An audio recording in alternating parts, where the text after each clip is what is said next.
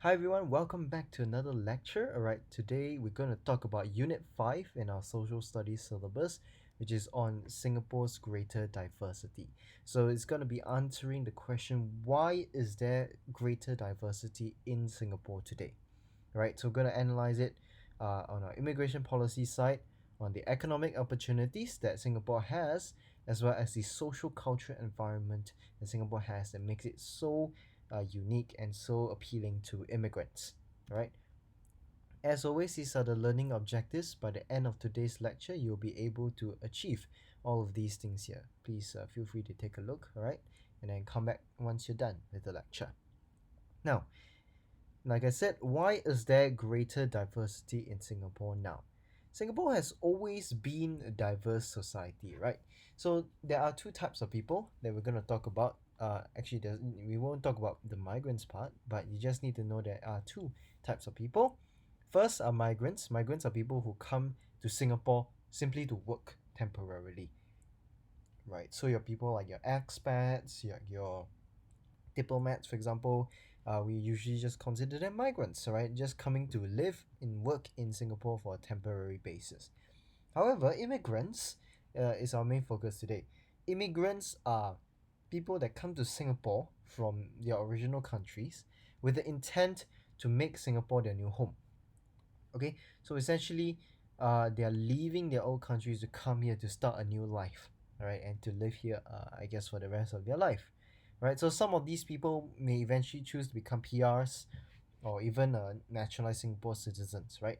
As we learned before, these immigrants, right, it's important for them to contribute to Singapore, to show commitment to the country, and to adapt themselves to be a part of this Singaporean society.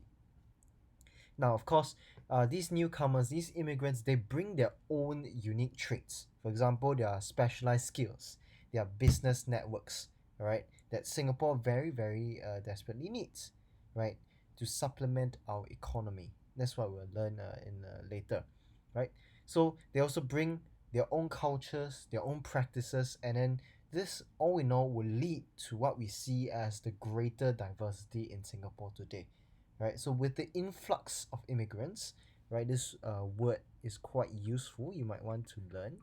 Influx means a lot coming in, essentially influx, right? Influx of immigrants into Singapore do cause this greater diversity because there's so many new cultures, so many new people who have different ideas, different skills, all coming to Singapore, and of course that will cause that greater diversity that we see.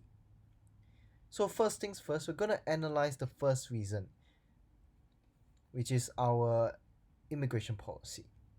So immigration policy is essentially what actually allows our immigrants to come here, to work in Singapore, to live in Singapore, right? So we have always tied the immigration policy to labor needs. Labor needs being the amount of workers that we need to supplement our production lines, our economy essentially.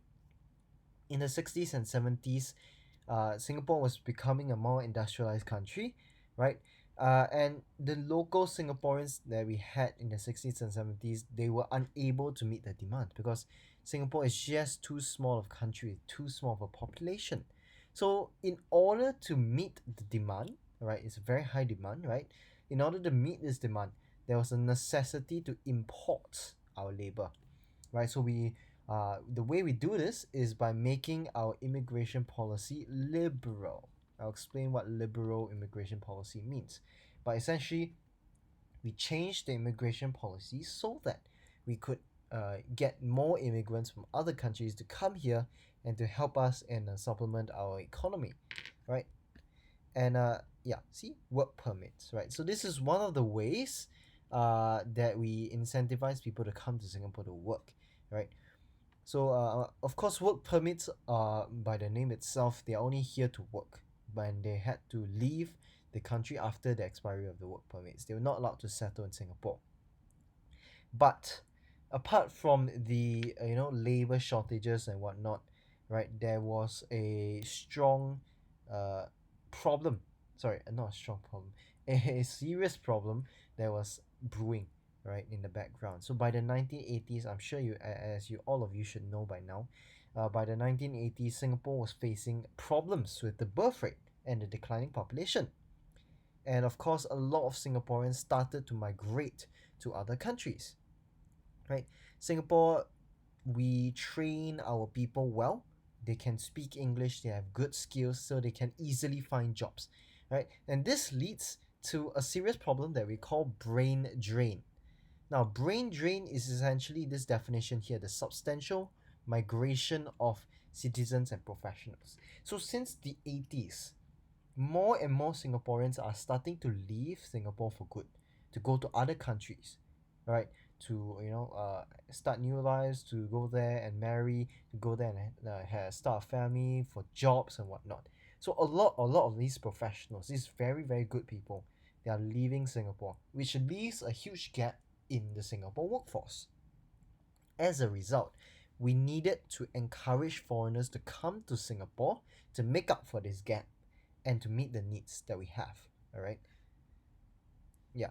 So, aging population, one of the very key issues in Singapore that you learnt at the start of the year, right?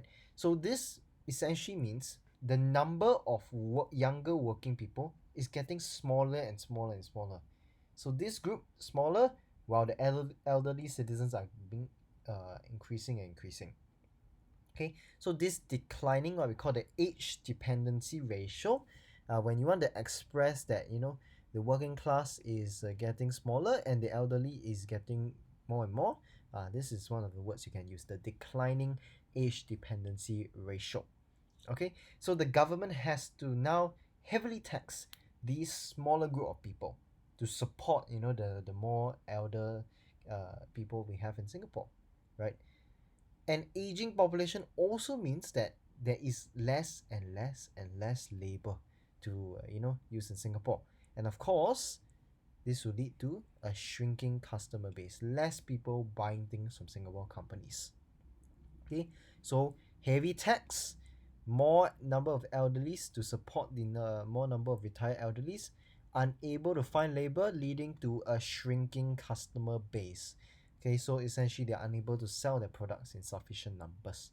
So, like I said, all of these problems together, the brain drain, the declining age dependency ratio, right, the decreased birth rate, all of these problems added up together cause us to need to liberalize our foreign labor policies. So getting more and more foreigners to come here. And sometimes this means we have to relax certain restrictions, for example, on who can come to Singapore, uh, what jobs they can do, and whatnot. Okay, so this is what it means by liberalizing the foreign labor policy, right?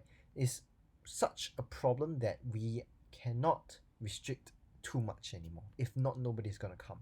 So we've got to liberalize it so that more people are incentivized to come to Singapore. All right. Okay, so that is the immigration policy. That's the background essentially. Now we look at the reasons.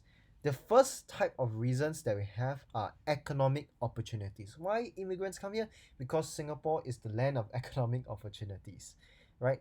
And the first way we can see this is by the growth of MNCs, our multinational corporations in Singapore.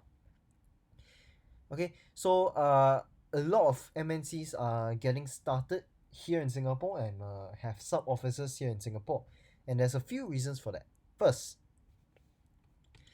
Singapore is a top investment destination. We have a large potential for return when it comes to investments. That's why a lot of MNCs decide to come to Singapore to invest in Singapore. And we'll learn more about this in economic impact of globalization.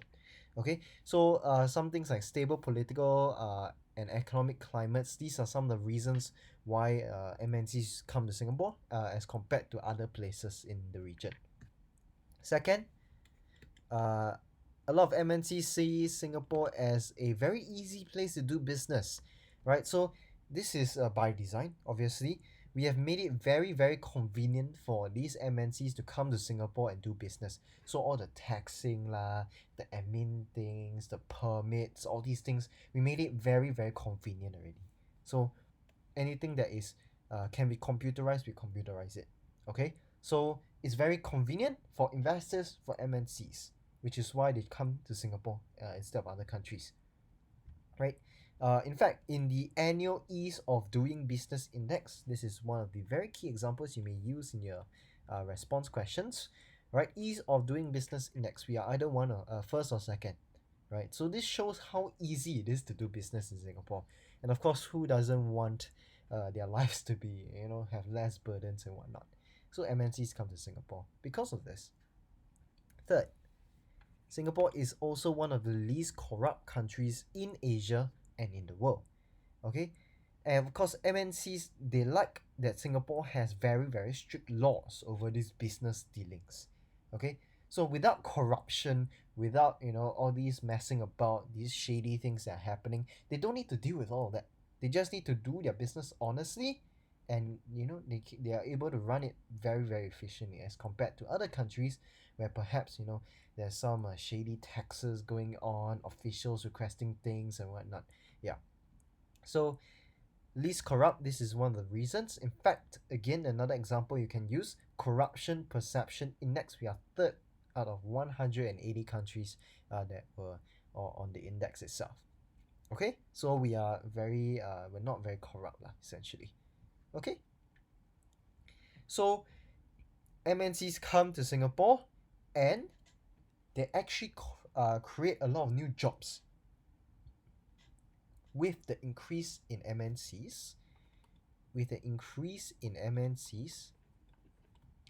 the jobs that are available in Singapore also increase, which means there is more employment opportunities, right?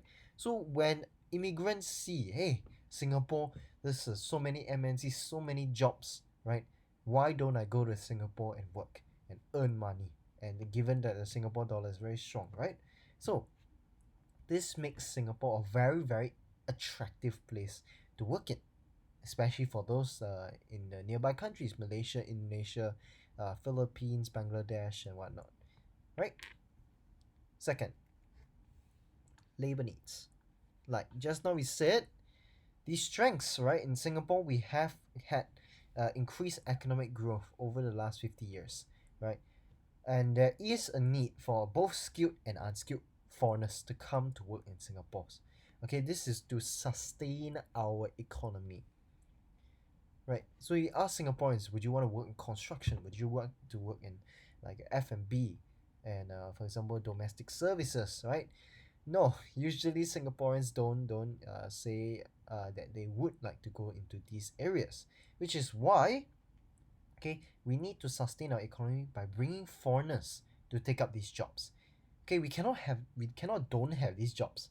We need these jobs, but since Singaporeans don't want to do it, somebody has to do it, so we bring all these foreign workers in order to fill this gap. Okay, and yeah, so in any sector where Singaporeans there are not enough Singaporeans to fill the vacancy in this sector, then we'll bring in foreign labor. Like for example, foreign domestic help, right? So your domestic workers and whatnot, and caregivers and all these things, right? All of these have an effect. Okay, so this is something that you need to express yourself when it comes into your response question, when they ask you, hey, how does one thing lead to another thing, for example. Okay, so with the increase in foreign professionals coming to Singapore, Singapore's economy has been strengthened greatly. Okay, a lot of these people come as PMETs, like we discussed in the last chapter, or as senior management, educators, even in our schools and offices, right? So it is not necessarily a bad thing, because with the right amount of foreign professionals coming to Singapore, our economy can actually improve, can be sustained, and everybody has a good time, right? So it's not all bad, right? But we'll see what happens when there is increased too much migration to Singapore. That's at the end of this chapter and in the next chapter as well. Okay, so just now we talked about economic reasons why immigrants prefer to come to Singapore. Now we talk about the social reasons and the cultural reasons why they come to Singapore. Okay, first, community support. Okay, Singapore, as a diverse society since our founding, right, is already home to a great number of ethnic communities. So there's already a lot of different people from all around the world living in Singapore. And so when the immigrants come to Singapore, hey, they feel like home because they can receive help. They can live with people who are of the same ethnicity or from the same country as them, right? And this interaction with people that the same ethnicity, it helps them to integrate into Singapore life better, right? So this is one of the reasons why they choose Singapore as compared to other countries which may not have as large of a diverse population as our country, right? So these are some things that are written in the textbook. A lot of people choose to gather in certain areas. For example, Thais apparently like to uh, establish themselves in areas like Golden Mile and Beach Road, right? And in fact, there's a mini Thailand apparently, right? Japanese at Clarke Quay, Koreans at Bukit Timah, Filipinos at Lucky Plaza. All these things it's sort of stereotypical, but it's what the textbooks say, and it is true to a certain extent that you can find a lot of these people over there. And I think it's an interesting way to see the diversity in Singapore, right? And of course, it gives them a lot of reassurance when it comes to Singapore, so they don't feel alone, far away from home, feeling homesick, because they have all these friends who have the same ethnicity, who are from the same country, so they'll be able to integrate and learn about Singapore much, much better. Second, Singapore is also a very safe country. Yes. So one of the things, especially for migrants and people who are bringing their families to Singapore, starting families in Singapore, one of the things they will consider is safety and security, right? Nobody wants to live in a country where it's unsafe, where you're always under threat of like being shot, being robbed and stuff like that. So in Singapore, we are ranked the third safest country in the Safe Cities Index 2021. Okay, we have very low number of crimes. Police always say low crime doesn't mean no crime. Very true, but it is much much lower as compared to a lot of other countries in the world. We have a strong criminal justice system, right? So justice is more frequently than not delivered in Singapore, and of course, like we already said, there is an absence of corruption in the country. And Singapore, like I said, is a quite unique phenomenon because we are one of the few countries in the world where actually the crime rate has been falling instead of increasing, right? A lot of major crimes, be it anything from theft to robbery to murder and stuff like that, these things are often solved very, very quickly by our police force, and of course the justice system hands out these punishments very quickly, right? And we also have a very strong safety and security infrastructure. For example, there is a lot of CCTV in Singapore. If you look around, you can probably spot a few already, right? So there's also a lot of police presence, especially in areas. For example, if you go to Orchard Road or something, you'll see a lot of armed police officers with their big rifles and whatnot at the airports, for example. Yeah. So apart from that, a lot of public awareness as well. We all know how to look out for suspicious activities and suspicious objects around. We have increased public awareness recently, right? Especially given the threat of terrorism recently. So all these three factors together make Singapore a very, very safe place, and is one of the reasons why a lot of immigrants choose to come here as compared to other countries in the region, right? So yeah, safety and security, very, very important factors. And third, our education system. Yes. So if you don't believe me, if you ask other people from other countries, they will tell you that Singapore's education system is one of the best in the world. And to a certain extent, actually to a large extent, that is true, right? We have a quality education system. Again, for immigrants who are bringing their families or starting families in Singapore, this is very important to them. They want to give their children better standard of education, and one of the places you can find that, Singapore lor, right? 2018 OECD, we ranked second in reading, maths and science. I think that's the same last year.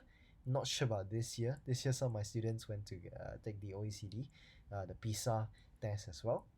Yeah, but no matter the first or second, this is just evidence of the very, very high standards that we have in our public schools. Not just international school, public school. Any public school in Singapore, you can see such high standards. Okay, although there are a lot of international schools around, like a lot of immigrants choose to uh, enroll their students, enroll their children in public schools because they can receive a quality education. They're able to integrate better with children of their own age from Singapore, from other countries, example, and when we have children studying in the same environment, then integration is better because from young they get to see this diversity, they get to work together. Young children are very pure, right? They don't have all these biases and whatnot. They just like to make friends. They try to work together, and from young, if we inculcate this culture since young, Singapore will probably become a more harmonious society. And so this will encourage immigrant children, Singapore children, and whatever children for all around the world to be able to work together. And this will allow especially immigrant children who are going to live here for the rest of their life to integrate into Singapore society much better. Also, polytechnics, universities, all of these are very popular with migrants, immigrants, right? For example, NUS, right? NTU, some of the best universities in the world, all right? Our polytechnics are also up there, right? So the number of courses we have, the results that we produce, the standards that we have, all of these things actually give the migrants, a sort of a force to draw them to Singapore, to make it attractive, right? That's why a lot of foreigners decide to come here and eventually they decide to stay in Singapore because it's safe. There's a lot of opportunities, there's a diverse culture here, and the education system is great. So why not come to Singapore, right? So that is what they are thinking, like essentially a lot of these immigrants, especially. And of course, this this of course have a lot of different impacts, right? Positive impacts, negative impacts, both. In Singapore, the stable conditions that we have, these opportunities, right? A lot of immigrants come here, a lot of foreigners come here. With that, our diversity has increased significantly. And we will look in the next chapter why that can be a positive thing, right? However, if we bring too many, like for example, talented foreigners, or more, not very nice term, foreign talents, right? They can command high wages because they have specialized skill. These skills that are very valuable to the employer, right? So a lot of unskilled foreigners also come to Singapore and they are willing to work for much lower wages because to them lower wages in Singapore is already higher than what they would earn in their own countries, right?